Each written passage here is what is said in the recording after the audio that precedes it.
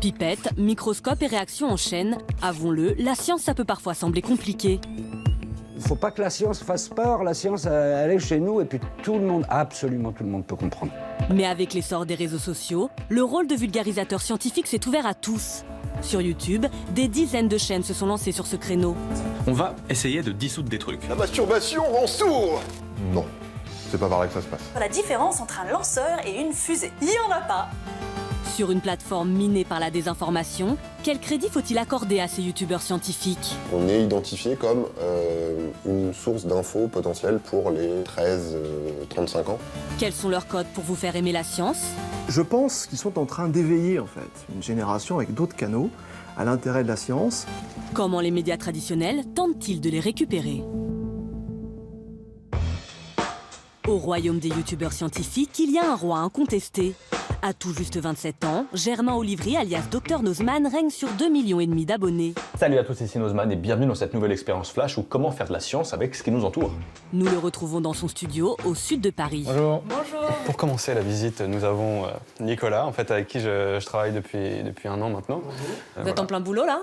Ouais, sur le vrai ou faux de vendredi, sur les sens. Les 5 sens. 5 sens. Mais il y en a plus en fait. Et voilà, par ça là on là. laisse un petit peu pour le mystère. Chaque semaine, le duo produit 2 vidéos qui sont vues 1,5 million de fois en moyenne. Là où les tournages se font, c'est la partie studio, donc insonorisé, et un petit peu plus insonorisé, etc. Là, on devient sérieux? Là, ça rigole plus. Son succès, il le doit d'abord à ses vidéos sur d'improbables objets. La plus célèbre d'entre elles a été vue plus de 5 millions de fois. En fait, ça s'appelle un hand spinner. Et ça sert à rien, mais genre vraiment. Et voici la version hyper ouf du gyroscope. Ils ont tous eu leur petit succès. Ce pendule, par exemple, c'est un pendule chaotique, un double pendule.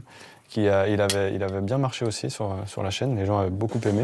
À chaque fois qu'il présente un objet, il en profite pour expliquer un phénomène scientifique. Ça c'est fou, c'est de la physique et de la mécanique. Et pourtant, Germain Olivry n'a pas de diplôme en la matière. En fait, je pense que le plus important, c'est de recouper ses sources 10, 15 fois. Ensuite, je fais fact-checker, donc je fais vérifier tous ces sujets par des spécialistes en biologie, en astrophysique, en maths, en plein de domaines, quoi. Si jamais il y a des erreurs, ils vont les corriger. Vraiment, le but, c'est ça, c'est d'essayer de diffuser de vraies infos et d'essayer d'ouvrir l'esprit et la curiosité à tout le monde, quoi. Dr Nozman n'est pas un cas isolé. Sur YouTube, on trouve des dizaines de vulgarisateurs scientifiques.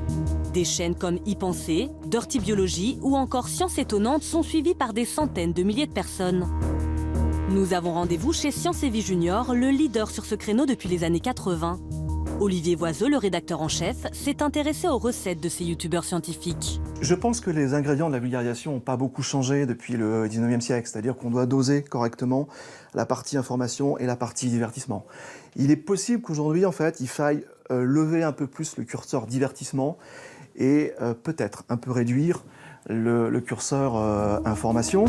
Des formats courts, des références à la pop culture et un ton léger que l'on retrouve même chez les youtubeurs qui s'intéressent à des domaines sensibles. On commence avec Ben Grimm, vous savez la chose dans les 4 fantastiques. Eh ben, est-ce que vous savez que les hommes de pierre, ça existe vraiment? Ils sont atteints de fibrodysplasie ossifiante progressive.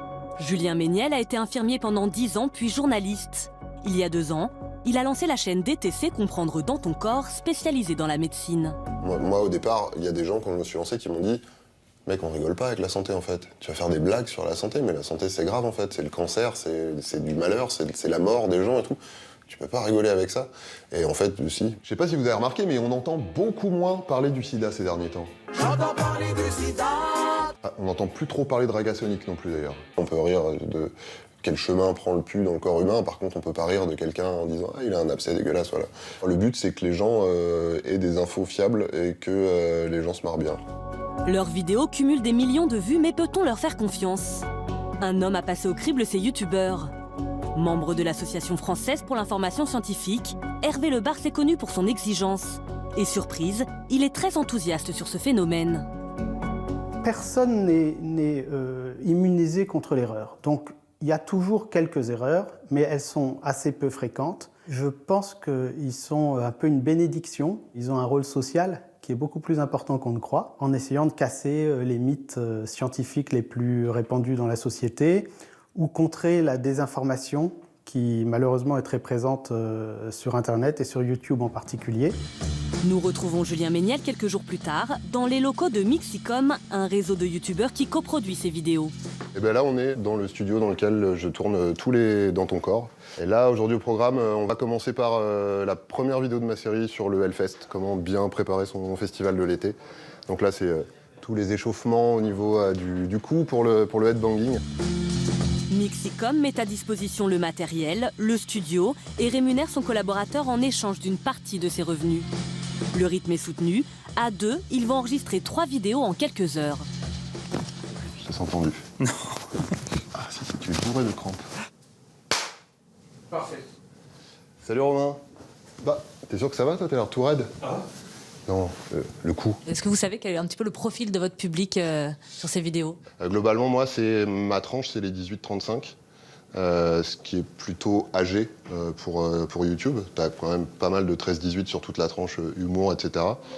Un public convoité par les médias traditionnels. Richard Marocco est le directeur général du groupe AB. Lorsqu'il a lancé une chaîne sur la science il y a 3 ans, il s'est inspiré des codes des youtubeurs. Je crois qu'à partir du moment où il y a une culture qui s'impose, qui est la culture digitale, avec un ton qui s'impose, on a le choix entre rester à l'écart et après on va dire la télé, il n'y a que les vieux qui la regardent, ou adopter ce ton, c'est ce qu'on fait, et là ça marche. Il n'y a pas de fatalité, je ne vois pas pourquoi on resterait à l'écart d'un public qui a adopté des codes qui ne sont pas ceux de la télévision d'il y a 15 ans. Aujourd'hui, la chaîne réunit en moyenne 4 millions de téléspectateurs par mois en audience cumulée. Parmi ses recrues phares, on retrouve Germain Olivry alias Dr Nozman. Bon, vous vous en doutez, on va pas couper de l'eau avec un couteau. Non, on va en fait bien casser des molécules d'eau. Sur cette chaîne, il côtoie une légende de la vulgarisation scientifique, Fred Courant, co-animateur de l'émission mythique C'est pas sorcier. Il y a des gens qui ont vu un ovni, il paraît qu'il était là juste au-dessus du champ. Un ovni! Des extraterrestres! Il présente désormais l'Esprit sorcier pour AB Productions. Et pour lui, partager l'antenne avec des youtubeurs est tout à fait cohérent.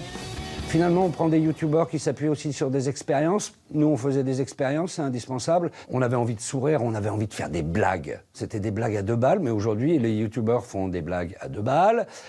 Donc, la longueur a changé, les formats ont changé un peu, mais je pense qu'on retrouve des codes tout le temps un petit peu les mêmes. S'amuser, ça fait partie des codes, ça apporte réellement du plaisir de comprendre. Et c'est ça qu'il faut entretenir.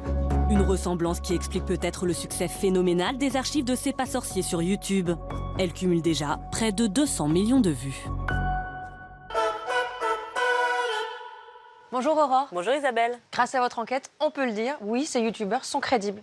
Aujourd'hui, ils sont une source d'information importante, notamment auprès des jeunes. Et ça intéresse même les pouvoirs publics. En décembre, le ministère de la Santé a fait appel à Julien Méniel, qu'on a vu dans le sujet, et à un autre youtubeur pour faire une vidéo autour de la vaccination. On a rencontré le directeur général de la Santé qui nous a expliqué sa démarche. On entend beaucoup de choses de la part des anti-vaccins et on entendait très peu de discours du côté des pro-vaccins. Et le fait de confier à 2 jeunes de vérifier, de détruire des mythes, de construire une vérité scientifique de façon totalement indépendante avec leur propre démarche, consolide beaucoup leur discours et permet d'ensuite construire cette confiance dont on a besoin dans les jeunes publics. Et ils ont été payés pour cette collaboration? Oui, ils ont touché plusieurs milliers d'euros, mais ils ont eu carte blanche. Concrètement, ça veut dire que le ministère n'a pas visionné les vidéos avant leur publication. Et ça, c'est important parce que pour ces youtubeurs qui refusent souvent le placement produit sur leur chaîne, il faut trouver un équilibre entre être indépendant et vivre de son activité. Merci beaucoup, Aurore. Vous savez l'heure qu'il est? C'est l'heure du oulala. Mais oui, le top 3 des infos qui concernent les gens célèbres ou presque dans les médias. Et il est signé cette semaine Marc Derrian et Chloé Vito.